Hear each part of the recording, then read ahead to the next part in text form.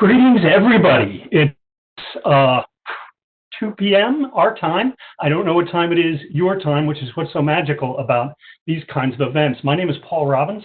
I'm the Dean of the Nelson Institute for Environmental Studies at the University of Wisconsin-Madison, and this is the 50th anniversary of Earth Day conference here in the virtual Madison campus, including my basement. I'm really excited about the sessions that we've been holding on workshopping, business workshopping on carbon. We had two recorded background informational pieces that you can view anytime between now and 8:30 Central Time. We had a morning session on why business increasingly attends to carbon stewardship and some of the hows.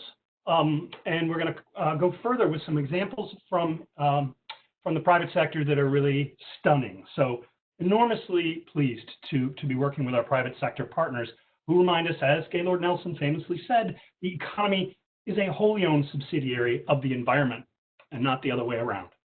So today, I'm especially pleased that we're partnering with the Wisconsin Sustainable Business Council and Evolution Marketing to host these sessions. I hope you'll come away with something practical.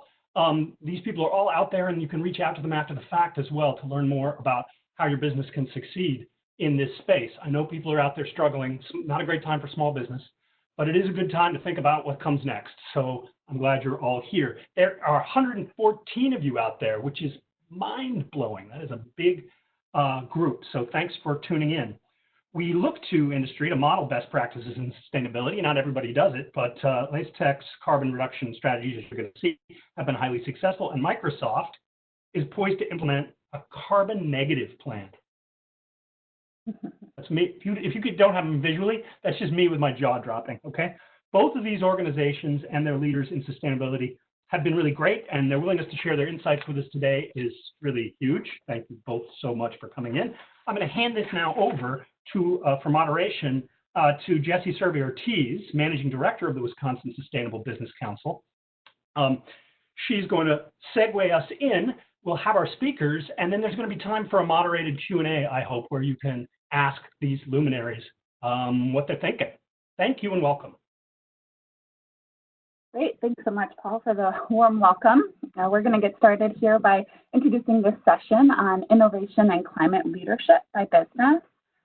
So this is one of 4 webinars organized to you today, like he said, by the Wisconsin Sustainable Business Council and Evolution Marketing to really help businesses address carbon in their business. And we hope you've been tuning in today and you've gotten to learn some things, get inspired, learn a little bit more about why and how you can take carbon action. This finale is really meant to sort of showcase and demonstrate what's possible when you go through that carbon journey and you get, past the basics of tracking and strategizing for what is innovation look like and what is possible in the future of carbon reduction. So as Paul mentioned, I'm Jessie Survey-Ortiz. I'm the Managing Director of the Wisconsin Sustainable Business Council. So we focus on helping Wisconsin businesses advance sustainable principles and practices forward through the power of business. And we do this in a variety of ways, through helping educate, through helping them measure and improve things like carbon, but also through our Green Masters program. We help facilitate connections. We host an annual conference, and it's really a space for Wisconsin businesses to come together to learn and grow and advance together. So we're here today at the 50th anniversary of Earth Day, which is pretty phenomenal. I think it's important to take a moment to reflect on that, what the origins of Earth Day are. So the founder, Gaylord Nelson, the namesake of the Nelson Institute, came up with this idea for a national day focused on the environment after he witnessed a devastating, massive oil spill in Santa Barbara, California in 1969. So Earth Day first was announced as a teach-in for the environment, but not only were teachers involved, 10% of the population, which was 20 million Americans in 1969, took to the streets, took to auditoriums, took to parks to demonstrate their support for a healthy and sustainable environment. So here we are 50 years later, celebrating really the same thing. And I thought this quote by Gaylord Nelson sort of summarizes this sort of beautifully. Our goal is not just an environment of clean air and water and scenic beauty. The objective is an environment of decency, quality, and mutual respect for all human beings and all other living creatures. I think for those of us in the sustainability world, I thought this really just speaks to the heart of the matter, and that we're really working, it's rooted in like a mutual care and concern and respect for all living creatures on the planet. So real quick, a bit of housekeeping. We're going to have two presentations for you today. We're going to start off with Dr. Lucas Jopa with Microsoft, and then we're going to pause and take questions, and then we're going to switch to a second presentation by Dr. Eric Liu. So if you have questions, you can use the Q&A chat box to put your questions in. I'll be monitoring that and asking those to Lucas. Right, so now I have the great pleasure of introducing Dr. Lucas Jopa to you, Chief Environmental Officer at Microsoft. As Paul mentioned, Microsoft just announced this big audacious goal to be carbon negative by 2030. So I think we're going to be hearing a little bit more about that today, but really a really innovative and leadership example when it comes to climate and carbon strategy on the market today. So we're really excited to have Lucas here. The company's ultimate goal is to remove all of the carbon the company has ever emitted since its start in 1975 by 2050. So this is climate leadership at its finest. Dr. Lucas leads sustainability at Microsoft. He's the company's first chief environmental officer. He works to advance Microsoft's core commitment to sustainability through ongoing technology innovation, program development, policy advancement, and global operational excellence. With a combined background in both environmental science and data science, Lucas is committed to using the power of advanced technology to help transform how society monitors, models, and ultimately manages Earth's natural resources. He founded Microsoft's AI for Earth program in 2017, which you can learn more about in another presentation through the workshop today. And he is dedicated to delivering technology-enabled solutions to global environmental challenges. So he also happens to be a graduate of the Nelson Institute. So that's super exciting, and we're really excited to have you here, Lucas. Welcome. I am going to hand the presentation over to you now. All right. Well, thank you so much. Thank you, Paul, for keeping this whole thing going in face of the global situation we find ourselves in. Thank you for the introduction, Jesse. Let's see, where are my controls? Do I have? Oh, they're just, yep, there you go. Perfect. So I'll try to keep this fairly brief so that we have time to get to Q&A. As Jesse said, I'm Lucas Jopa. I'm the Chief Environmental Officer at Microsoft. I've actually spent my whole career at Microsoft. I can guarantee you I did not think that would be the case when I started, but here I am. And I did come from Wisconsin, and Earth Day, of course, kind of played a significant role in my upbringing and played a significant role in my career choices. I was very much looking forward to coming back and spending the 50th anniversary with the Nelson Institute and in person at this conference. While it's unfortunate that we did have to move the conference to an entirely virtual one, I just want to say thank you to everybody. Thank you to Paul, Jesse, and the whole team for making sure that this conference actually kept going. I think it would have been easier for sure to cancel it, but I think that ultimately when you think about the scope and the scale of the problems, now more than ever, we have to redouble our focus and redouble our commitment to working on what is truly one of the only planet-sized challenges that's facing our species. And because of that, it's an interesting time to be thinking about what any particular corporation can do, and thinking about environmental sustainability writ large, climate change only a tiny bit more narrowly than that, and then carbon, as we're talking about today, more specifically. This is one of those areas that affects everybody, that no organization can solve the planet's challenges alone. but every organization is required, every individual in an organization is required to do everything possible if we have any chance of getting out ahead of the climate crisis that we find ourselves in today. And so just to scene set a little bit here for Microsoft's perspective on this and my perspective on this. For me, it's really clear, and this goes back to really the core of our corporate strategy, that as we think about this planet-sized challenge, it's clear that there's really kind of three business imperatives that every individual and organization needs to be thinking about. And the first is one that we don't actually talk that much about. It's probably the least exciting to talk about, but it's this recognition that climates have already started to change. Changing climates have already started to put current business at risk. And every organization needs to be working on fundamentally reducing the exposure to risk that's already put in place. Climate change isn't something that's coming down the pipe. It is, but it's also already here. It's why, for instance, when you think about the data centers that power Microsoft's cloud, whenever we build one, we actually build another one as well. And we build it as geographically separate in a climactic space to ensure that shocks to the system are minimized. But that's just what you have to do to be able to stay in business. I think when you think about corporate sustainability more broadly, and what the bread and butter of that work has so long been, is really in this middle column, which is avoiding contributing to the problem. Let's all commit to not making this problem worse.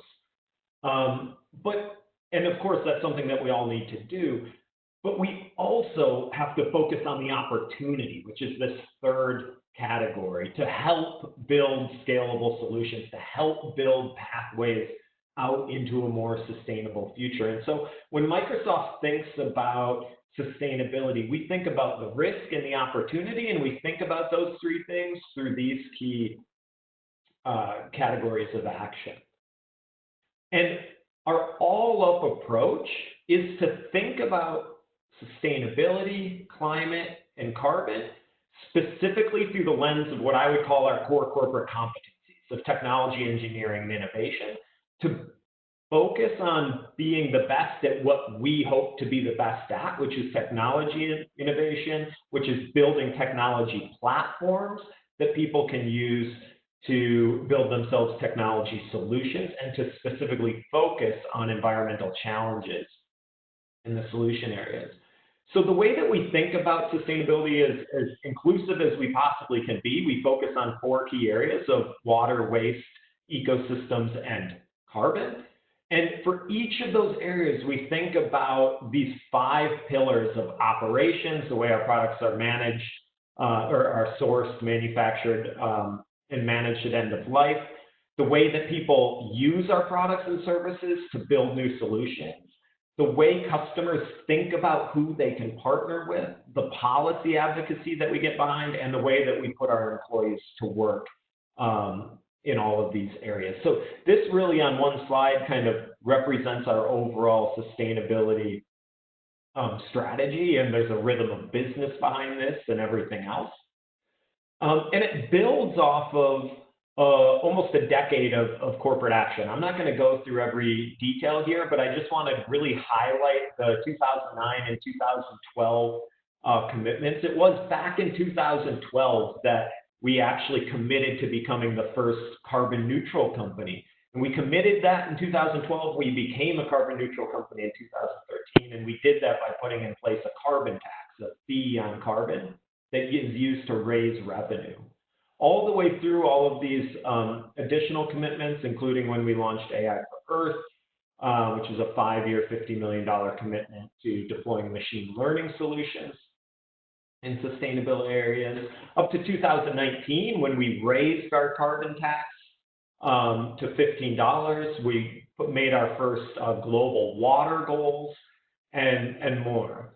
But that was all really kind of a prelude to us stepping back and thinking about what it is that science says the world needs to do, and as a result, what Microsoft needs to do when it comes to carbon specifically. And particularly looking at the IPCC reports and the special report on 1.5. And what we realized out of that was a couple things. First and foremost, we need to hit a net zero carbon economy by 2050. And if we're going to do that, the companies and the organizations that have more need to do more. And that's fundamentally where our carbon negative commitment came in.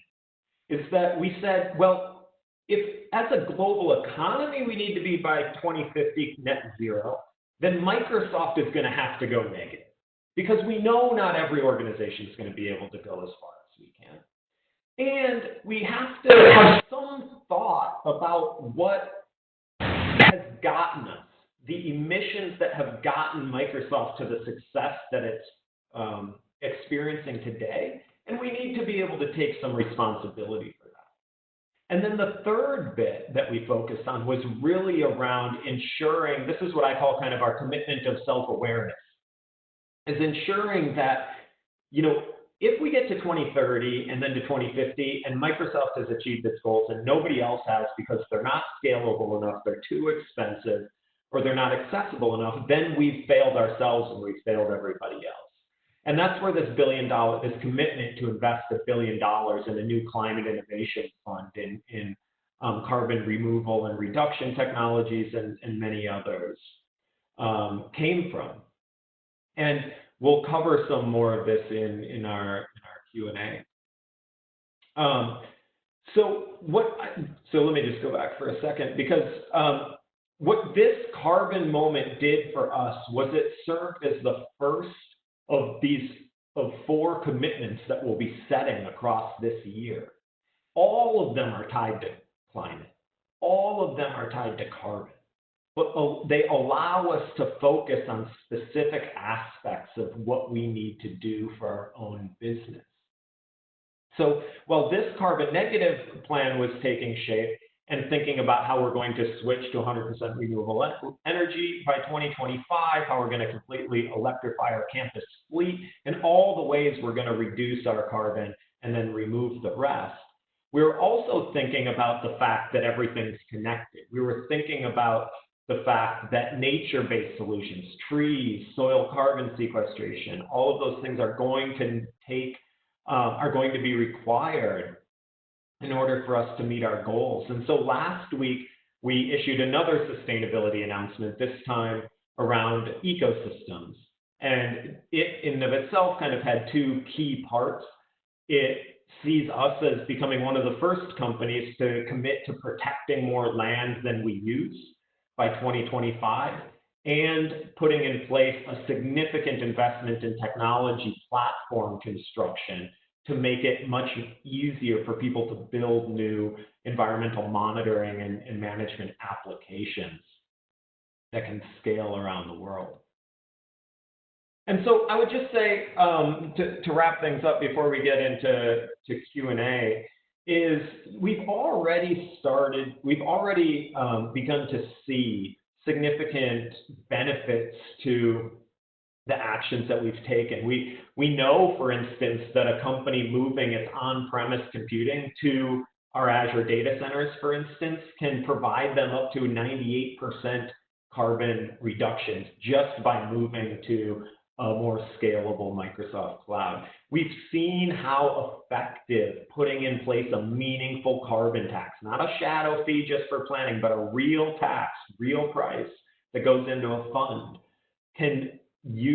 how you can use that to fuel innovation and to really drive the right behavior. And then, of course, just skipping all the way to the far side, while there's incredible benefits to everybody getting together in person or in analog, as we say in the tech space, there's also incredible benefits from remote working with a reduction in travel and a reduction in concomitant carbon emissions. And so I'm super excited that we were able to continue having this conference remotely, wildly reduced carbon travel emissions, and still strong collaborations and discussions. And so with that, I just wanted to say thank you and take questions from here.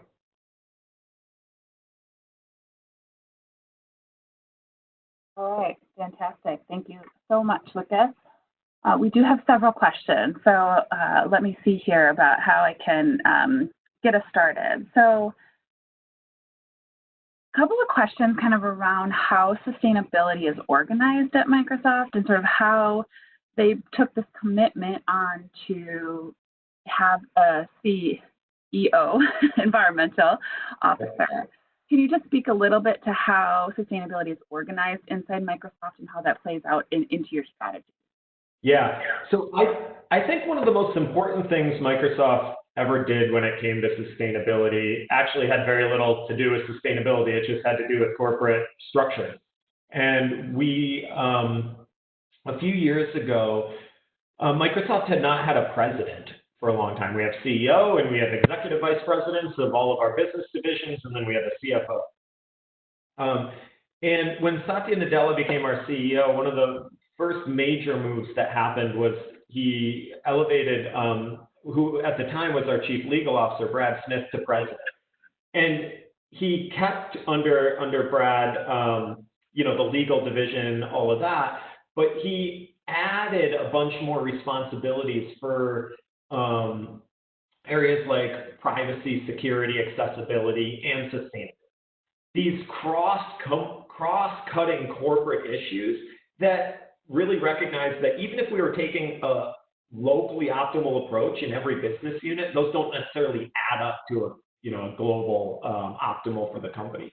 So by putting sustainability, and sustainability moved under the office of the president, and by doing that, it gave sustainability for the first time that truly cross-company purview, that governance capacity, et cetera. And that was really important. So sustainability, the core planning strategy team that I lead sits in the office of the president for the company. But then we have significant, obviously, stakeholder groups all across the company, from engineering to operations to finance to marketing. And we manage all of that through what's called the Climate Council. And we meet once a month. It's represented as representation, senior leader representation from every business unit in the company. It's chaired by the president. The finance representative, for instance, is the CFO. And what that allows us to do is really on a monthly basis take an entirely cross-company view of sustainability and bring the decision makers in the same room. That's great. There's a subsequent question kind of about how the finance team is a part of that, and what do they do in terms of decision making, or did you have to convince them? Yeah, so one of the things that was really helpful was in the January carbon announcement was that we were building on some financial instruments that we already had in place. So for instance, we were able to take the carbon fee that we've had since 2012 and just modify it. It wasn't, we didn't have to start from nothing. Our president, I don't necessarily agree with this, but he likes to say, if it needs to be written in Word, then his division should do it, and if it needs to be written in Excel, then finance should do it. And so that's kind of the way that he sees that partnership, and it really is that way. I mean, my finance colleagues sit down and they do all of our cross-company modeling for how much this stuff is going to cost. The last thing I would just say, though, is that they're much more than just, kind of making sure that all the boxes are ticked and tied. I mean, if you look at that $1 billion Climate Innovation Fund, that was actually the idea of finance. So it's because of the process that we run where we look to everybody to say, what is it that your business group does? What is it that's your business objective? And how can we take what you already do and make substantial commitments in this space? And so when faced with that question, what finance came up with was a bunch of incredible things, including that Climate Innovation Fund. Great. So a couple of questions came up about the carbon tax itself and kind of some, like how that's structured. Is it based on products and does it include other greenhouse gases in addition to carbon? Yeah, so it does include all greenhouse gas protocol gases. Obviously, we just call it the carbon fund to not confuse people, and we do measure everything in CO2 equivalents. So the way that the fee works is that we have emissions associated with all of our business activities, from our direct emissions, cook stoves in our cafes, diesel generators for our data centers, anything like that. Our on-campus fleet, our Scope 1 emissions, Scope 2, we know because of our energy procurement and grid-associated averages in the regions in which we operate. And then business air travel for our employees. Those were the three areas, Scope 1, Scope 2, and then business air travel, Scope 3, that we historically levied the fee against. One of the things that we did in our carbon announcement is we both included Scope 3 for our carbon negative commitment. So we're going all the way up our supply chain, all the way down our value chain for product use of Xbox consoles in people's homes.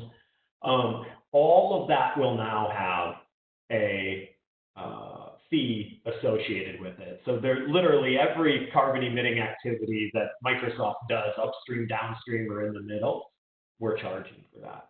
That all comes together into a fund that's used really to do three things. It's used to accelerate our path. It's used to change behavior. It's used to procure carbon removal projects out in the market, and it's also used to set a price signal to drive change more and more quickly. So, the $15, a lot of people ask us where $15 came from. We always look to reassess where we are. The biggest rock that we needed to move was going to 100% renewable energy. We simply calculated what the average cost of renewable energy premium that we were paying was, and we made the carbon fee higher than that. So now, if you're not procuring renewable energy, you're losing the company, right? And so we're constantly rejigging it, kind of like. Yeah, that's great. I mean, as we all know in sustainability, we care so much about continuous improvement, and that's no different from, the production floor as it is to our processes and the way that we evolve our sustainability programs inside our businesses. So let's see, a question about sort of what advice you would have to others who want to inspire their company to have a role at the top C-suite for sustainability, or advice you've learned sort of along the way for professionals to boost their career in sustainability. Sure. So the first one, I feel very strongly about this, which is that sometimes I think that we approach how we solve these big issues almost like a 6-year-old soccer game, right? Everybody clustering around the ball, kind of moving around the field. And oftentimes, so many organizations or individuals look and they see what needs to get done. They see regulatory reform, or they see significant, emissions reductions in the primary emitting sectors, et cetera, and they think, well, that's not me, right? I'm an artist, or I'm a teacher, or I'm a this, or I'm a that, or my business is in retail. And what we really need to switch our focus towards is acknowledging that this is a planetized problem that everybody needs to contribute to, and putting it back on ourselves to say, what is it that I or my organization does? What is it that we want to be best at? And then finding the way to be best at that in the climate space. That might be the 32nd most important thing the world needs to do to solve our climate change problems, but it's the number one most important thing that you need. And I think if we do that, A, you'll get the best people doing the things that they're best at, but B, it's much easier to incentivize companies to go out and take meaningful action. Yes, I was trying to get Microsoft to acknowledge the fact that climate issues are important to everybody for everything. But more importantly, I was trying to get Microsoft to understand that this is a big risk and a huge opportunity for our core business. We're a digital transformation company, a cloud and AI company. We should be the best cloud and AI company for environmental solutions. And that's really when things start to change. Fantastic. I think, we're about out of time here. I don't know if you have any last words that you want to say kind of to inspire others to go out and make some climate commitment for Earth Day. Well, I would just say that, the frame I have in my mind is all of my motivation, and the reason that I chose to work in the tech sector is because there's this kind of unfortunate thing that we've done time and time again of saying we borrow from our environmental future to pay for our economic present. And we've done that through every industrial revolution that we've gone. And I am firmly convinced that if you believe the World Economic Forum that we are entering or in this fourth industrial revolution, I'm firmly convinced that this is the last chance we will get, right? Nature has an incredible buffering capacity, but we have exhausted the entire buffer. And so when you're thinking about making commitments, now is the time to be ambitious. Now is the time to swing for the fences. Because, long story short, if you are ambitious and come up short, or if you're ambitious and you solve the problem, then we solve the problem. If you're ambitious and you come up short, being blamed or being held accountable for coming up short is not going to be what people are focusing on. Because if we are all ambitious and we swing for the fences and we miss, we're going to have a much bigger problem that we have to deal with than any particular corporate commitment that went awry. So be thinking big, be thinking bold, and be thinking big and bold through the lens of your core organizational competencies. And that's all that I think we can do. Fantastic. This was great. I wish we had hours to talk about all of this together, but I'm going to have to transition onto the next presentation. Thank you so much for being with us today. I really appreciate you sharing Microsoft's journey and your journey. So, thank you so much. Thank you. Bye. Bye. Oh, there was the question slide. Okay, so I'm going to turn it over to Lisa Giesenbauer now. I'm handing you the presentation, Lisa, to introduce yourself and our next speaker.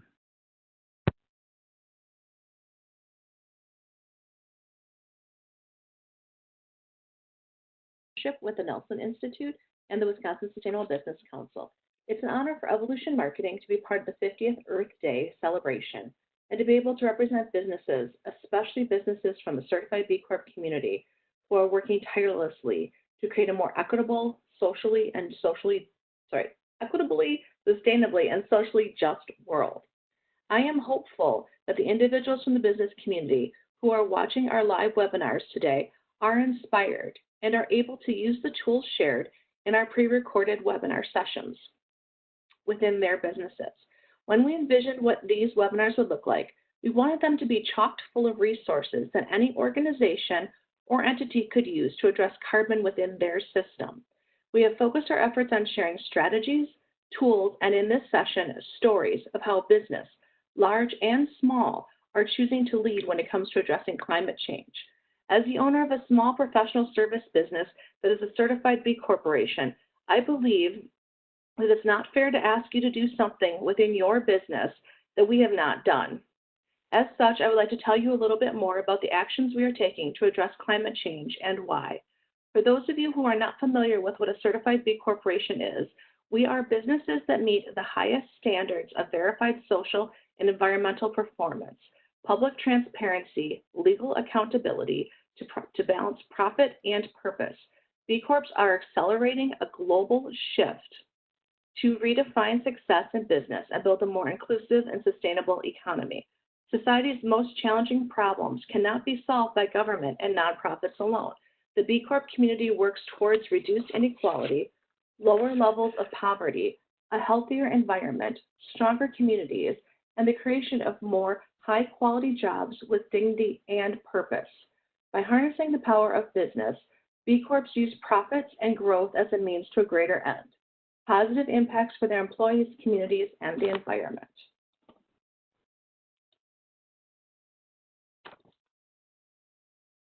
So now is the time to act. And I'm saying this as a business owner, and I'm going to share with you some information about why I believe now is the time to act. I'm going to bring us back to 2019. So the 2019 year marked a time of significant change in the business world. It began with Larry Fink, the Chief Executive Officer of BlackRock, during his annual investment letter. In Fink's 2019 letter, it was almost entirely focused on sustainability and climate change.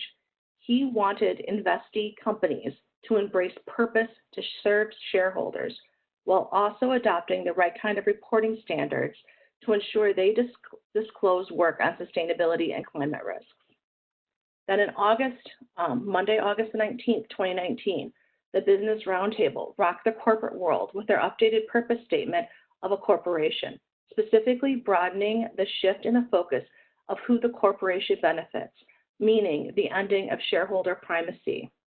Please notice that the image on the left-hand side of the screen is an open letter from many of the larger certified B Corps operating in the United States to the CEOs of the Business Roundtable. So the individuals who made the choice in August of 2019 to expand their definition of who a shareholder is, this document was sent to them. Okay, it was done in an open way. It was placed as an ad in the New York Times.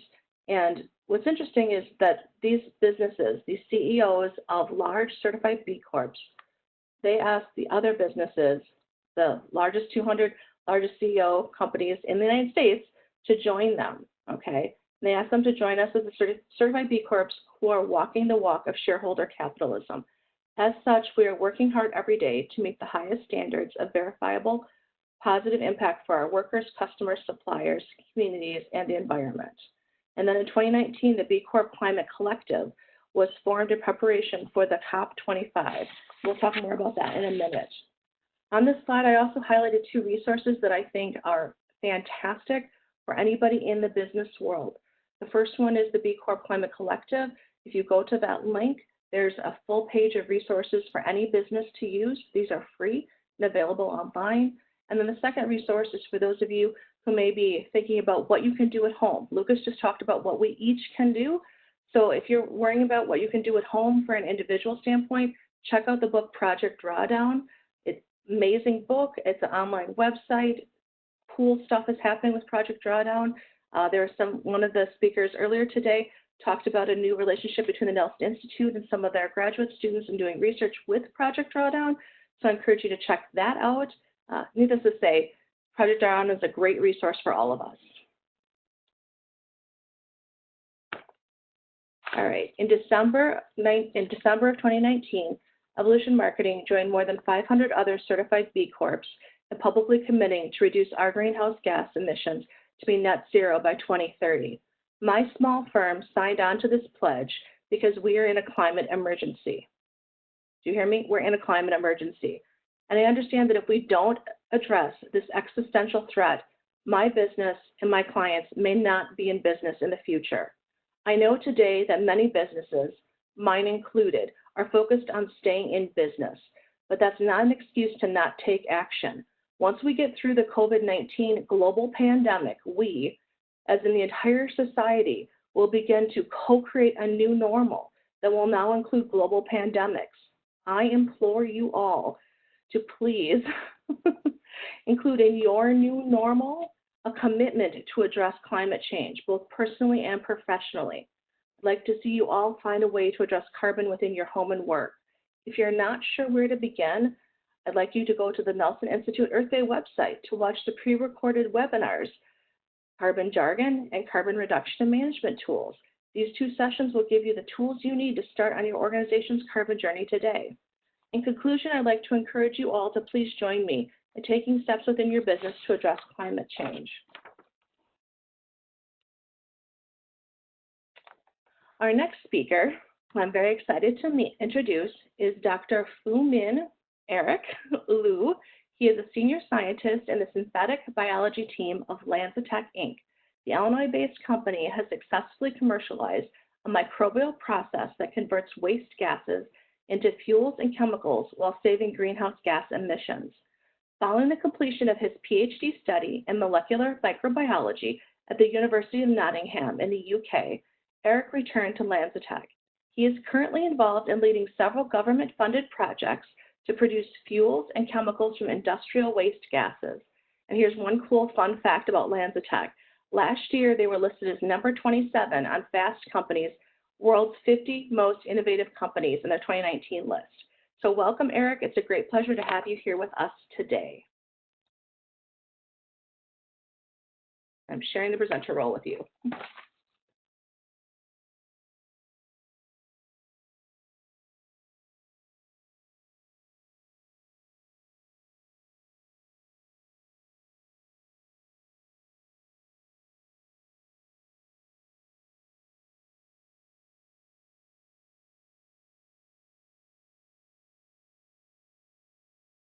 Yep. Hi, everyone. Can you all see my screen? Yeah. Great. Good afternoon, everyone. Hope everyone is safe and finding new ways to work and study from home. My name is Feng-Min, but most people call me Eric. I work for a company called LanzaTech. It's a relatively small company, originally founded in New Zealand, but the company moved to Illinois in, I think, 2015.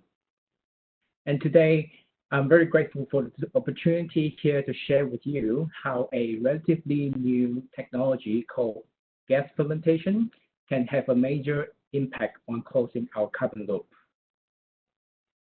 So to this audience, I don't need to explain why there is such a pressing need to address the global climate crisis. By the end of the century, current policies presently in place around the world are projected to reduce baseline emissions and result in 3 Celsius warming above pre-industrial level.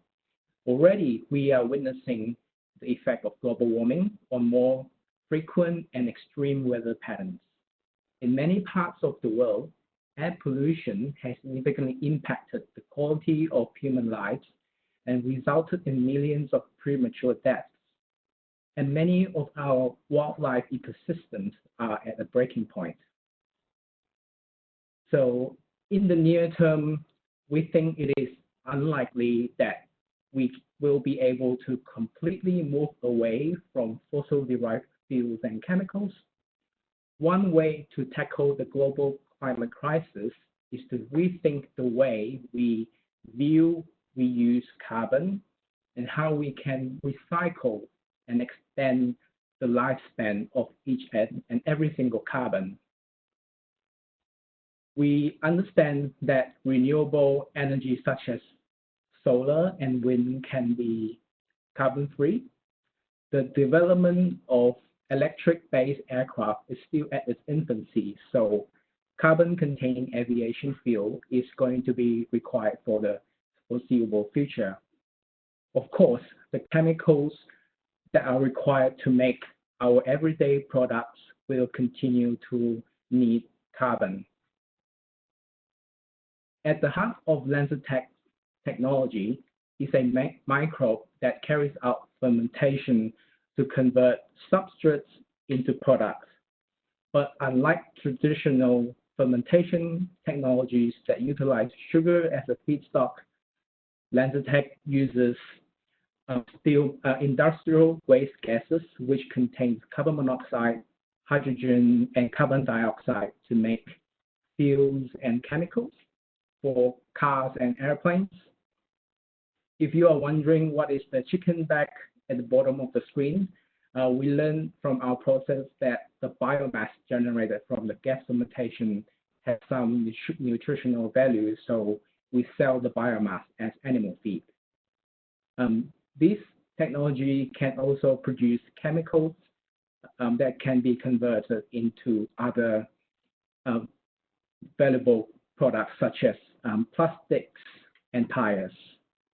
So in addition to industrial off-gas, we can gasify agricultural waste, forestry residue, and also municipal solid waste to further extend the range of feedstock that this technology can access. After many years of R&D and demonstration at multiple facilities around the world, we are pleased to inform you that the technology has been proven at commercial scale. Since May 2018, we have been operating our first commercial facility that utilizes steel mill off-gas in China to produce ethanol. We recycle the processed water, and the waste treatment plant generates natural gas as value-added product. It is important to emphasize that the process makes economic sense to accelerate the adoption of renewable technologies. The capex cost of this plant is about $55 million, and we do pay for the gas BTU value because the gas can be used to generate steam and electricity, and this plant has a payback period of 3 to 5 years. To date, this plant has produced more than 13 million gallons of ethanol, which is equivalent to avoiding 72,000 tons of CO2 from the atmosphere. So within the United States, in California, we partner with Amethyst to build a 35,000 metric tons per annum ethanol commercial plant to take local agricultural waste as the feedstock. Moving on to the other parts of the world, with our partner Sekisui in Japan, we have demonstrated this technology using gas derived from municipal solid waste. And the technology was first demonstrated as a proof of concept in 2013. In the following year, we commissioned a pilot facility near Tokyo to use unsorted, non-recyclable, and non-compostable municipal solid waste derived syngas. And depending on the batch of the municipal solid waste and the gasifying operation conditions, we observe wild fluctuations in the gas compositions, as shown in the hydrogen to CO ratio plot here. So the thermocatalytic process typically requires a stable and specific gas composition to work, so it would struggle in such a fluctuating gas feedstock. In LensaTech's process using gas fermenting microorganisms, we demonstrated stable and almost complete gas utilization. The result of this is a highly consistent and high selective ethanol production from MSW-derived syngas. In this pilot facility, we demonstrated 90% water recycling to reduce our environmental footprint. So since CO2 is the most oxidized form of carbon, our microbe is unable to use CO2 in the absence of carbon monoxide or hydrogen gas. So by using renewable electricity, an electrolyzer can reduce CO2 to CO and split water into hydrogen gas, which can be fed into the bioreactor to produce fuels and chemicals. Once thought as prohibitively expensive, the price of solar and wind energy has decreased significantly in recent years to make this a viable strategy. By working with the US Department of Energy and a electrolyzer company called Dioxide Materials.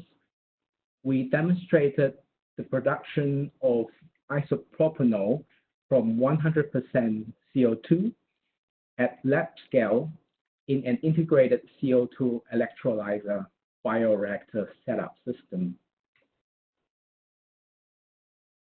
By using beyond the commercial plant in China, we are currently building another plant with ArcelorMittal that utilizes steel mill off-gas in Belgium.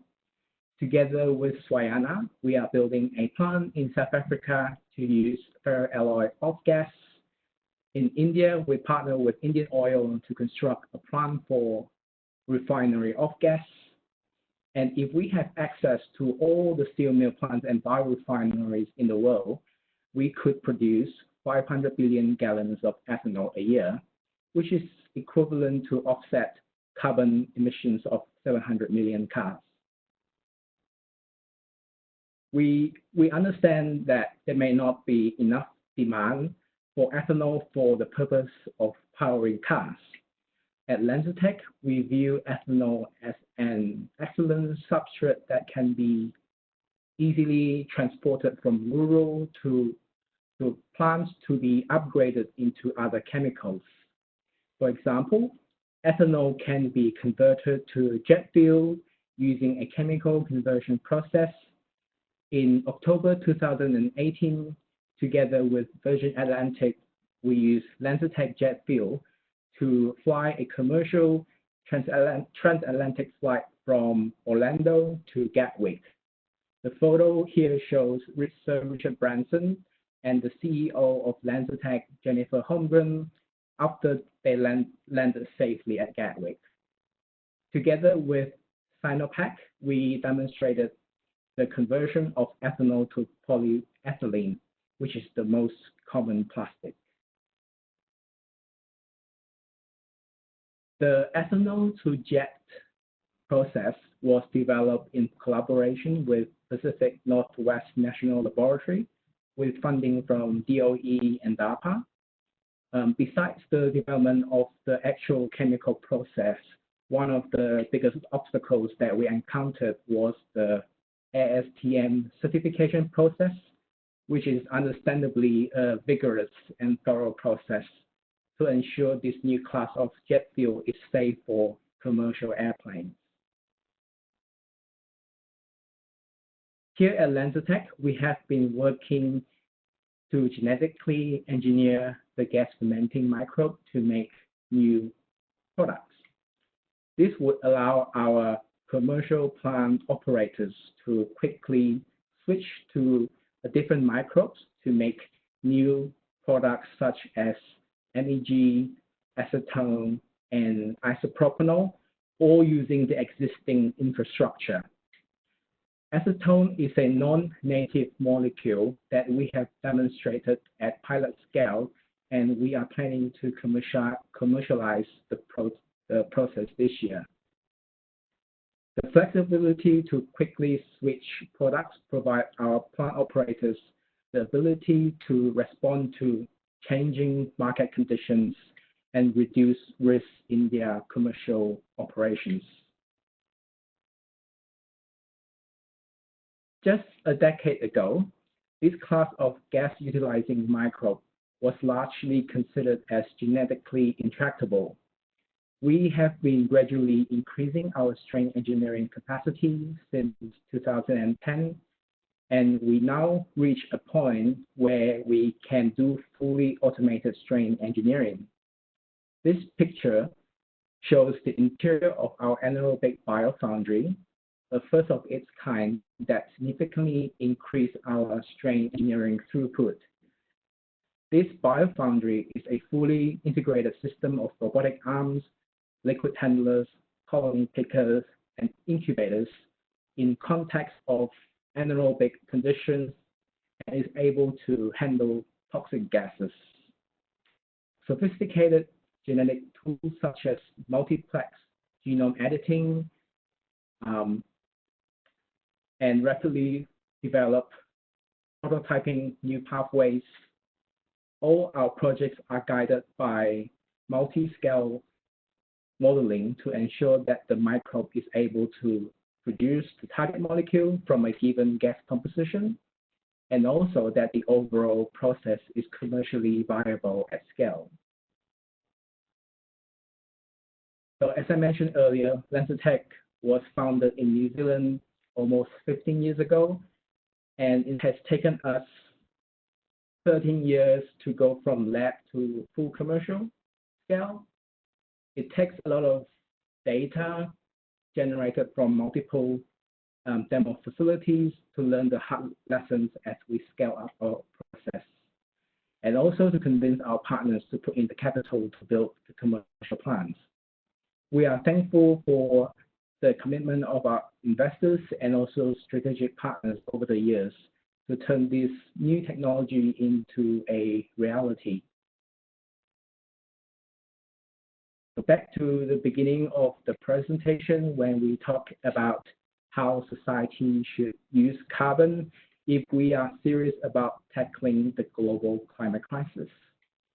If we could reuse the carbon that is already in circulation to make our everyday products, that would enable us to keep fossil carbon on the ground. And if we could capture the carbon in industrial off-gas, MSW, forestry residues, we would be moving closer to realizing a circular economy. And with that, I thank you for your attention, and I'm ready to take the questions.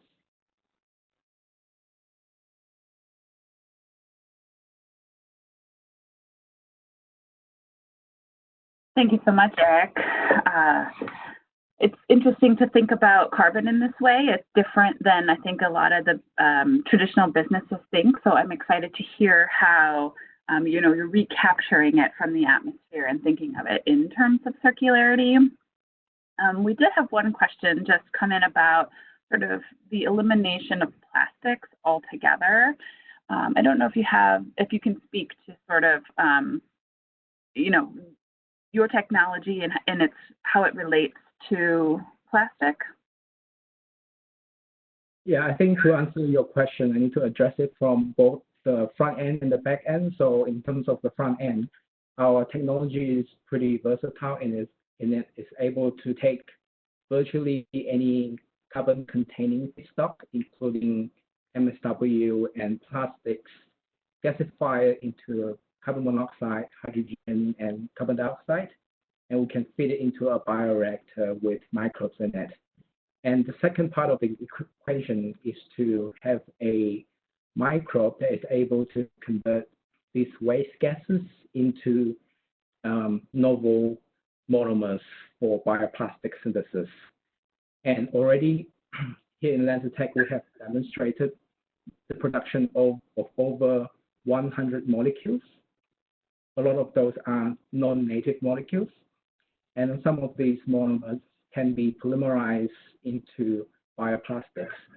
We have a publication in which we demonstrated 15 grams per liter of 3-hydroxybutyric acid, which is a monomer suitable for bioplastics.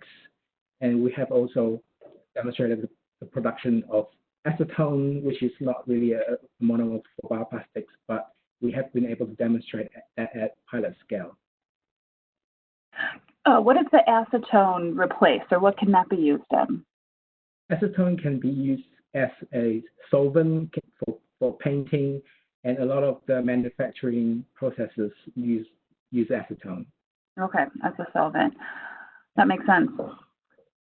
Okay, great. Yeah, I mean, before I was in this position at the WSCC, I worked in the food sector and agriculture, and plastic packaging is such a important product, and so a lot of people say, why can't we get rid of plastic? And it's just not that simple. I think of cheese manufacturers, and in terms of keeping the product fresh, you don't want your cheese moldy when it shows up. There's just a lot of complication that not everyone always thinks of. So I like this technology and thinking of new and innovative ways to get more plant-based products that act like plastic on the market so that we can eventually wean ourselves off of plastic.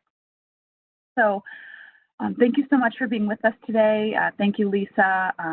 Going to wrap it up here and just wish everybody a very happy Earth Day, Earth Week. I'm glad that you got to join us in this virtual way. Thank you to the Nelson Institute for making this happen. Paul, I don't know if you have any last words that you want to say, but thank you for partnering with us and allowing us to bring motivation to the business community, and hopefully that they take action from this. So, thank you. Just to remind everybody out there that the people you heard from today, you can reach back to them if you want clarifications, inspirations, or ideas, or you can just reach out to us at the Nelson Institute and we can connect you to members of the business community and to the sustainable business networks around the state and around the country. So consider us a resource. We're a public university and we're here to serve the private sector as well as the not-for-profits. Happy Earth Day, everybody, and thanks to Emily Reynolds for putting this session together. Thanks. Emily, thanks everyone. Thank you.